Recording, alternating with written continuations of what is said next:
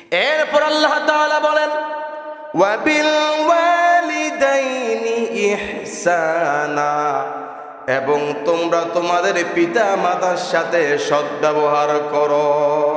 বলুন, পিতা মাতার সাথে সদ্ব্যবহার করার আদেশ করেছেন কে? এই আওয়াজে ভাল লাগে না, আরো জোরে কে?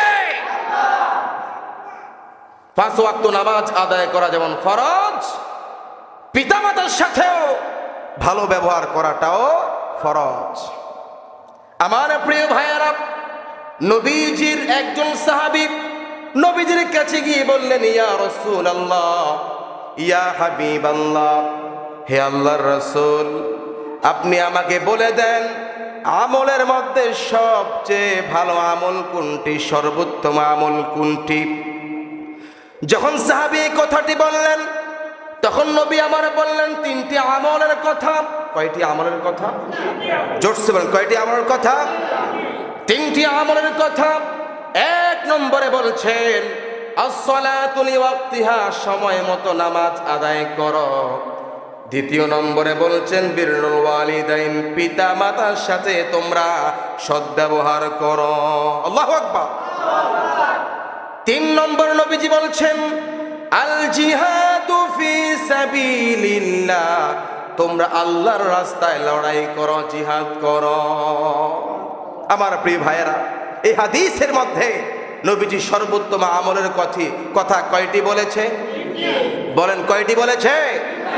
এক নম্বরে বলছে আসসালাতু লিওয়াক্তিহা, সময় মতো নামাজ আদায় করো। দুই নম্বরে বলেছেন বিররুল ওয়ালিদাইন, পিতা মাতার সাথে সদ্ব্যবহার করো। তিন নম্বরে বলেছে আল জিহাদু ফি সাবিলিল্লাহ, আল্লাহর রাস্তায় লড়াই করো। আল্লাহু আকবার। আমার প্রিয় ভাইয়েরা, এই হাদিসের মধ্যে নবীজি আমার তিনটি সর্বোত্তম আমলের কথা বলেছে। তার মধ্যে নবীজি দুই নম্বরে বলেছেন পিতা মাতার সাথে সদ্ব্যবহারের কথা। বলেন, কার সাথে সদ্ব্যবহারের কথা? জোরে বলেন, আরো জোরে। ভাইয়েরা আমার, তিন নম্বরে বলেছেন লড়াইয়ের কথা, জিহাদের কথা। আমরা সবাই জানি জিহাদ করা সহজ কোনো বিষয় নয়। আল্লাহর রাস্তায় লড়াই করা সহজ কোনো বিষয়। অনেকে জিহাদ করতে গিয়ে শহীদ হয়ে যায়, জীবন দিয়ে দেয়, আবার কেউ গাজী হয়ে বাড়িতে ফিরে। আল্লাহর রাস্তায় জিহাদ করা বড় কষ্টের কাজ, কথা বলুন ঠিক কিনা? কিন্তু নবী আমার জিহাদের চাইতে বেশি গুরুত্ব দিয়েছে পিতা মাতার সাথে সদ্ব্যবহারের ব্যাপারে। তাহলে বোঝা গেল আল্লাহর রাস্তায় জিহাদ করার চাইতে পিতা মাতার সাথে সদ্ব্যবহারের গুরুত্ব বেশি, ঠিক কিনা? আল্লাহ বলছেন ওয়াবুদুল্লাহ, তোমরা আমার ইবাদত করো। মনে রাখবেন, আল্লাহ পাকের ইবাদতের পরে সবচেয়ে গুরুত্বপূর্ণ কাজ হচ্ছে পিতা মাতার সাথে সদ্ব্যবহার করা। আল্লাহু আকবার। কিন্তু আমাদের সমাজের মধ্যে আমার অনেক যুবক ভাইয়েরা নামাজ পড়ে ঠিক, রোজা রাখে ঠিক, অনেক আমল করে। আমি এখানেও শুনেছি, জেনেছি, মায়ের মনে কষ্ট, বাবার মনে কষ্ট।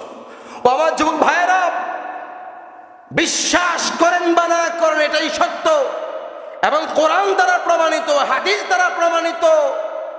যেই সন্তান মায়ের মনে আঘাত দেয়, বাবার মনে আঘাত দেয়, মায়ের সাথে ভালো ব্যবহার করে না, বাবার সাথে ভালো ব্যবহার করে না, তার নামাজ, রোজা, হজ, যাকাত কিছুই আল্লাহ পাক কবুল করে না, ঠিক কিনা? মায়ের সাথে ভালো ব্যবহার করতে হবে, বাবার সাথে ভালো ব্যবহার করাই লাগবে।